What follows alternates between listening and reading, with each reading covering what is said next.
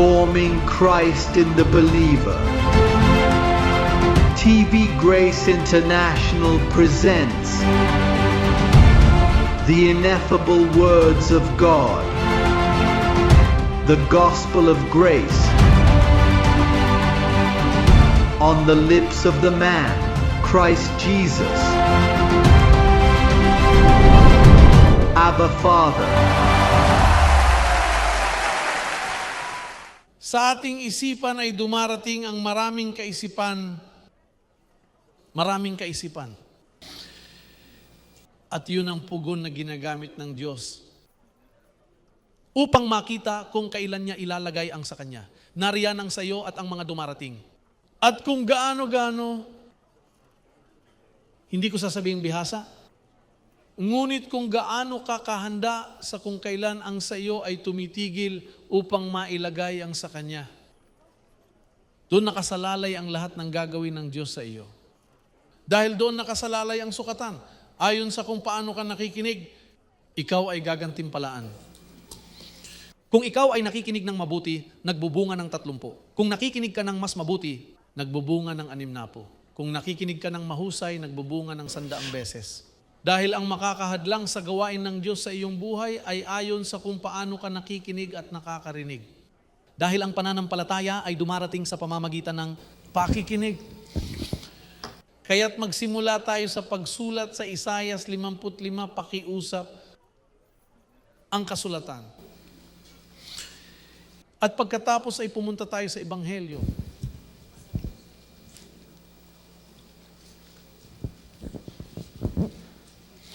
Isaiah Kabanata 55 sa talata 8.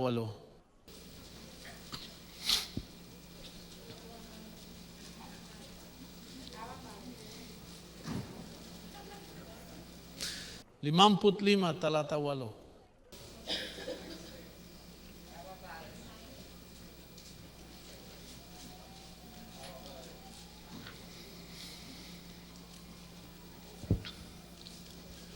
Nandyan na ba kayong lahat,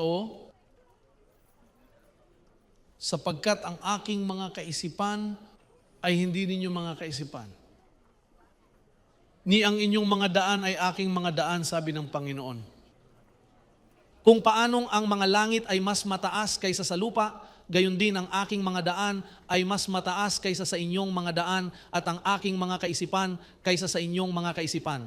Sapagkat kung paanong bumababa mula sa langit ang ulan at ang niyebe at hindi bumabalik doon, kundi dinidilig ang lupa at pinasisibol ito. At ano pa? At magbunga at nagbibigay ng binhi sa naghahasik at tinapay sa kumakain. Ganito ang aking salita na lumalabas sa aking bibig, hindi ito babalik sa akin na walang laman, kundi gagawin nito ang aking nais at magtatagumpay ito sa layunin kung saan ko ito ipinadala. Pakinggan mo, para magtagumpay, kailangan mong alisin ang iyong mga sariling kaisipan. Sinabi niya, ang aking mga kaisipan ay hindi ang inyong mga kaisipan. Sinabi rin niya na tayo ay may isip ni Kristo. Ngunit sa parehong paraan na ang ulan at niyebe ay bumabagsak at hindi bumabalik, ganito rin ang salita ng Diyos. Bumabagsak sa iyong isipan, ngunit depende. Kung ang iyong mga opinyon, kung ang iyong mga tradisyon, kung ang iyong paraan ng pag-iisip dahil sa mga kontaminasyon na natanggap mo mula sa iyong magandang pamilya, mula sa apelidong iyon, na ipinagmamalaki mo.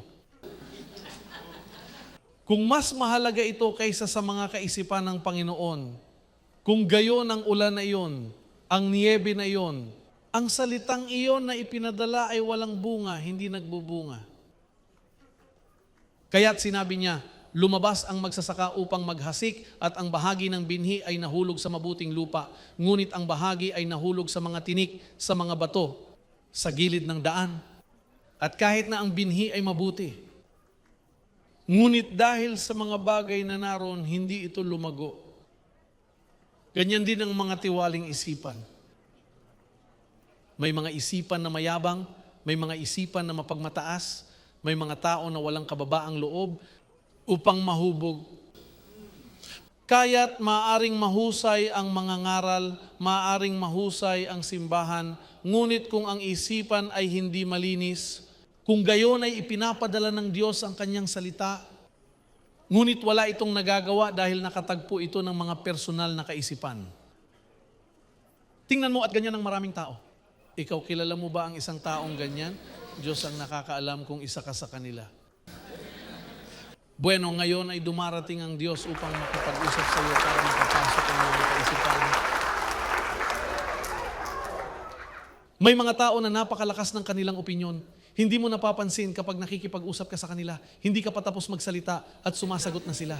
Kaya't ang mga taong masunurin ay napakabuti. Kapag kinausap mo sila at tinanong mo, nakikinig ka ba sa akin? Oo, nakikinig ako sa iyo ng lubos. Kausapin mo ako, sige, kausapin mo ako. Nakikinig ako sa iyo, hindi ako nag-iisip. O napakaganda niyan. Nagpapahayag ka at nakikinig sila. Ngayon, napakasama kapag nagsasalita ka at ang isa ay hindi. O pero pakinggan mo ako, pakiusap. Kaya't minsan kapag hindi nakikinig ang mga tao, naririnig ng Diyos ang mga anghel na nagsasabi, tingnan mo, marami tayong tubig, maaari tayong magpadala ng tubig hanggang sa magkaroon ng baha at malunod silang lahat. At sinasabi ng Diyos, tingnan mo, wala silang pandinig. Kaya't, bakit ko pa sila hahayaan magdusa doon kung wala ang aking mga kaisipan sa kanila? Magdurusa rin sila, kaya't mas mabuti pang malunod na lang sila. Kaya't maraming tao ang namamatay. Dahil minsan sila ay mga espiritu, kung hindi sila napili, namamatay sila na parang mga hayop. Kung sila ay napili, namamatay sila ng walang gantimpala. Ang Diyos ay nakikitungo sa mga espiritong iyon.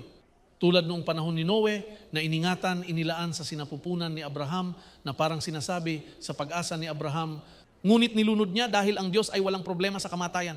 Ikaw, oo, hinuhusgahan mo ang Diyos kapag may aksidente at may namatay. Ngunit ang Diyos hindi, dahil ang Diyos ay nakikitungo sa mga espiritu. Ang Diyos ay nagtatanggal ng iyong laman. Ngunit kung ang mga kaisipan ng Diyos ay makahanap ng lugar sa iyo, bakit pa mamamatay? Ang dapat gawin ay alagaan ang sarili. May mga anghel, alagaan mo siya dahil siya ay mabuti.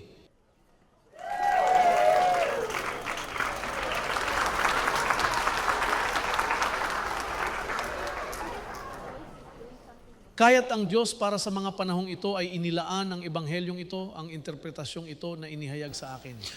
Upang pumili ng isang natatanging bayan sa ibabaw ng lupa, isang bayan na may pandinig upang makinig. Isang bayan na tumatanggap ng salita, isang bayan na makakaapekto sa ibang mga pamilya sa pamamagitan ng mabuting salita, salita ng biyaya, upang matamasa mo ang inihanda ng Diyos para sa iyo. Isang bayan na ipapasok ng Diyos sa maluwalhating kalayaan ng mga anak ng Diyos, ngunit kailangan linisin ang kanilang isipan upang ito ay umunlad. Ang salita, ang mga kaisipan. Sinasabi, sapagkat kung ano ang kanyang iniisip sa kanyang puso, ganun din siya. Depende sa kung ano ang nasa iyong isipan, iyon ka. Ikaw ay kung ano ang iyong iniisip, pinagpala. Ikaw ay kung ano ang iyong iniisip, kung ano ang naroroon. Kaya minsan kapag nakikipag-usap ka sa iba, tinatanong mo, ano ang iniisip mo? Nice kung malaman mo kung ano ang iniisip ko. Dahil ang iniisip mo ay siyang magdadala sa iyo. Bueno, yan ang nagdala sa iyo. Ang iyong mga iniisip ang nagdala sa iyo sa lahat ng hakbang ng iyong karanasan bilang tao. Hanggang sa dumating ka sa biyaya. At ang biyaya ay binago ang iyong mga relihiyosong kaisipan. Binago nito ang paraan kung paano ka tinuturuan doon. At nagsimula kang hugasan ang iyong isip sa salitang ito at nagsimula kang makaramdam ng mabuti. Bueno, at ang mga iniisip na iyon ang nagdadala sa iyo. At ikaw ay kung ano ang iniisip mo ngayon. Ibig sabihin, kung mapapabuti natin ang iyong paraan ng pag-iisip, ikaw ay mapapabuti rin. Dahil kung ano ang nasa iyong puso, iyon ka, kung ano ang iniisip mo dito. Ang puso ay ito, dito hindi, dito walang pumapasok na mga kaisipan. Ito ang puso. Kaya't napakahalaga na magtrabaho sa iyong isipan. Noon ay sa katawan, ay mga sakripisyo, pag-aayuno, huwag kumain, huwag uminom, huwag humawak, huwag gawin. Ngunit pagkatapos ay nagbago ang kasunduan pagkatapos ng krus. Pumasok ang isipan, at nang pumasok ang isipan, doon nagkaroon ng Diyos ng tinatawag na isipan ni Kristo. Sinabi ni Pablo ito, hindi ba? Unang Korinto 2:16, ano ang sinasabi? Tingnan mo. Pumunta tayo ngayon sa Ebanghelyo. Unang sulat sa mga taga-Korinto, Kabanata 2, talata 16, sinasabi nito, sino ang nakakaalam ng isipan ng Panginoon? Sino ang magtuturo sa Kanya? Ngunit tayo ay may isipan ni Kristo. Ngayon, sa isipan ni Kristo, naniniwala ka bang maaari kang mabuhay ng maayos dito sa panahong ito? Iniisip kung paano siya mag-isip. Sinabi ni Pablo, tayo ang mga nasa biyaya, hindi ang mga nasa batas. Ang mga nasa biyaya ay may aktibong isipan ni Kristo. Alam mo ba na yun ang pumatay sa relihiyon? Ang relihiyon ay nakatagpo ng isang tao tulad ni Pablo na nagtuturo na ang lahat ay nasa isip, at pagkatapos, mas pinili ng mga apostol na sundin ang mga ritual na panrelihiyon ng mga seremonya at paghuhugas na pumigil sa mga tao na mag-isip, at sa loob ng 2,000 taon, hindi nag-isip ang mga tao, sa halip ay kumilos ang mga tao, nag-ingat ang mga tao. Ang mga tao ginawa ang narinig, ngunit wala sa kaalaman ng Diyos.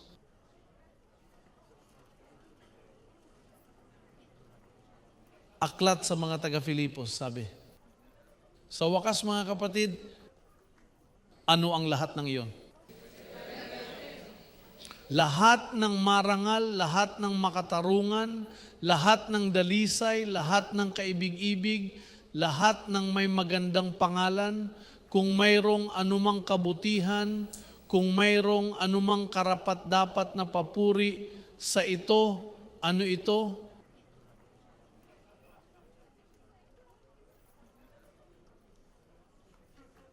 Dapat mag-isip ng mga mabubuting bagay.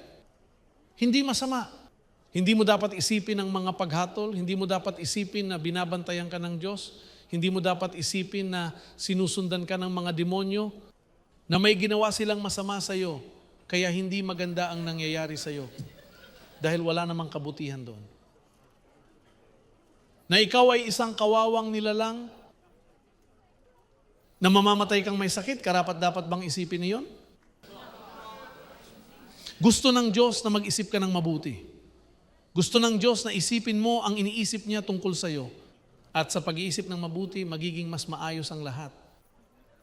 Ang tao ay kung ano ang iniisip niya sa kanyang puso. Kaya naman, ang panawagan.